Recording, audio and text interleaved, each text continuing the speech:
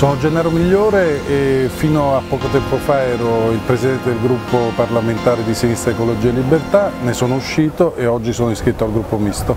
Nel corso di questi mesi ci sono state da parte mia molte volte delle espressioni non allineate a quella che era la posizione prevalente del partito. Io sono sempre stato in minoranza quando ciò accadeva, ma quando ho percepito che la mia posizione poteva essere interpretata in maniera sbagliata, cioè come una sorta di sabotaggio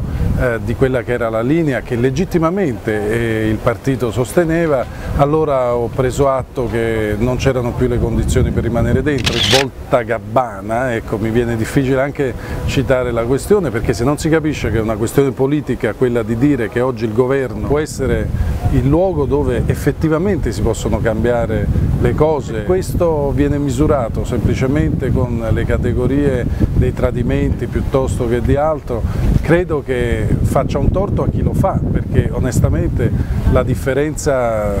tra chi lo ha fatto per interessi e chi come me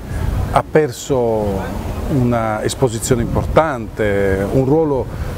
di cui ero molto orgoglioso, quello del capogruppo di Sinistra Ecologia e Libertà, ecco, francamente mi sembra che sia avvenuto il contrario.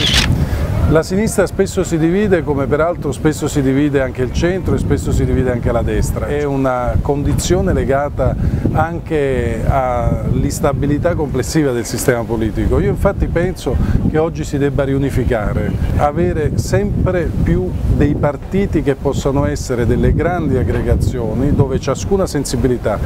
quella più di sinistra come la mia o quella per esempio più moderata, possano trovare una nuova forma di coesistenza. Matteo Renzi è un uomo che è riuscito a rompere un equilibrio e io penso che questo sia il terreno più fertile per provare a immettere dei contenuti di sinistra. Nel Partito Democratico non entro perché sto facendo un percorso collettivo e questo collettivo ha deciso in questo momento di stare nel gruppo misto. Vendola non credo che abbia sbagliato, abbiamo posizioni diverse e io non pretendo di dire chi ha torto e chi ha ragione. Io oggi mi sento più pronto ad sostenere una esperienza di governo e quello che faccio è continuare a essere un uomo di sinistra dentro una collocazione diversa che non è quella dell'opposizione, ma io sono rimasto sempre lo stesso.